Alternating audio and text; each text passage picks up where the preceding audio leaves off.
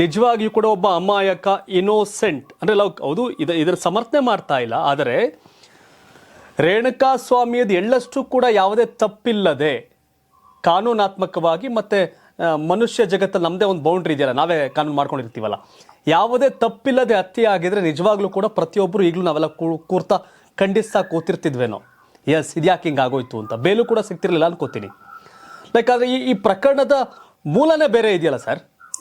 ಶಿವರೇ ನೋಡಿ ಏನಾಗುತ್ತೆ, ನಾನು ಜಯನಗರದಲ್ಲಿ 2012 ಆವಾಗ ಒಂದು ಪ್ರಕರಣ ನಮ್ಮ DCP ಮೇಡಮ್ ಸೋನಿಯಾ ನಾರಂಗ್ ಅವ್ರ ಹತ್ರ ಒಂದಷ್ಟು ಜನ ವುಮನ್ ವಿಂಗ್ನವ್ರು ಬಂದು ಕಂಪ್ಲೇಂಟ್ ಕೊಟ್ಟಿರ್ತಾರೆ.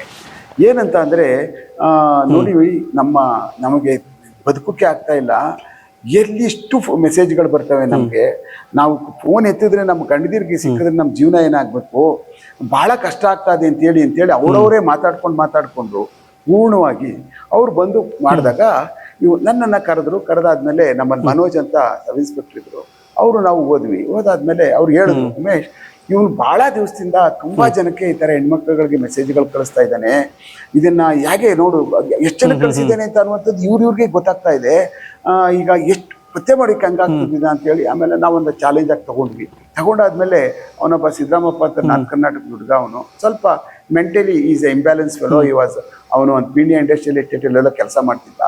600 ಹೆಣ್ಮಕ್ಳುಗಳಿಗೆ ಕಳಿಸಿದ್ದ ಆಯ್ತಲ್ಲ, ಯಾವ ಮಟ್ಟಕ್ಕೆ 600 ಜನ ಹೆಣ್ಮಕ್ಳಿಗೆ ಕಳಿಸಿದ್ದ ಅವನು ಮೆಸೇಜಸ್ಗಳನ್ನ.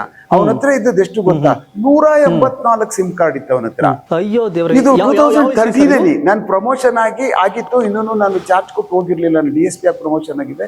ಜಯನಗರದಲ್ಲಿ ಅವನ್ನ ಅರೆಸ್ಟ್ ಮಾಡಿದ್ರು. ಅವನನ್ನ ಮೇಯ್ನು ಯಾವುದೋ ಮಿರರ್ ಅಂತ ಅನ್ನುವಂಥ ಪತ್ರಿಕೆಯಲ್ಲಿ ಮುಖಪುಟದಲ್ಲಿ ಅವನನ್ನ ಹಾಕಿ ಈ 600 ಜನ ಹೆಣ್ಮಕ್ಳು ಕಳಿಸಿರ್ತಕ್ಕಂಥ ಎಲ್ಲಾ ಡೀಟೇಲ್ಸ್ಗಳು, ಅವ್ರಿಗೆ ಏನೇನ್ ಕಾಟ ಕೊಟ್ಟಿದ್ದ, ಕೆಲವು ಜನ ನಂಬರ್ಗಳನ್ನೇ ಬಿಟ್ಬಿಟ್ಟು ಬೇರೆ ನಂಬರ್ಗಳಿಗೆ ಹೋಗ್ಬಿಟ್ಟಿದ್ರು, ಹಲವಾರು ವರ್ಷಗಳಿಂದ ಇಟ್ಕೊಂಡಂತ ನಂಬರ್ಗಳನ್ನ. ಅದು ಬಹಳ ಅತ್ಯಂತ ಮುಜುಗರ ವಿಚಾರ, ಈ ತರ ಹೆಣ್ಮಕ್ಳುಗಳು ಕಳಿಸುವಂತದ್ದು. ಅದು ಯಾಕೆಂದ್ರೆ ಅವರೆಲ್ಲ ಫೋನ್ ಇಟ್ಟಿರ್ತಾರೆ ಪಟ್ ಅಂತ. ಬಟ್ ನೀವು 11 ವರ್ಷದ ಹಿಂದೆ ಆಗಿರೋದನ್ನ ಹೇಳ್ತಾ ಇದ್ದೀರಿ. ಇವತ್ತಿನ್ನೂ ಕೂಡ ಈ ಸೋಷಿಯಲ್ ಮೀಡಿಯಾ ಮತ್ತೆ ಇಂಟರ್ನೆಟ್ ಜಗತ್ ಮತ್ತಷ್ಟು ಈಸಿ ಆಗ್ಬಿಟ್ಟಿದೆ. ಈಗ ಇಂಥ ಪ್ರಕರಣ ಈಗ ತಾವ್ ಹೇಳ್ತಾ ಇದ್ದೀರಲ್ಲ, ಈ ಏನು ನಮ್ಮ ಪ್ರಕರಣ ಪೊಲೀಸ್ ಠಾಣೆಗಳಿಗೆ ದಾಖಲಾಗ್ತಾ ಇರ್ತಾವಲ್ಲ ಬೇರೆ IPC ಸಂಬಂಧಪಟ್ಟಂತ ಪ್ರಕರಣಗಳಿಗೆ, ಅದರ ಡಬ್ಬಲ್ ಈಗ ಸೈಬರ್ ಕ್ರೈಮ್ ರಿಲೇಟೆಡ್ ಸಂಬಂಧಪಟ್ಟಂತ ಕೇಸಸ್ಗಳು ಸೈಬರ್ ಪೊಲೀಸ್ ಠಾಣೆಯಲ್ಲಿ ದಾಖಲಾಗ್ತಾ ಇದ್ದಾವೆ ಕೇಸಸ್ಗಳು.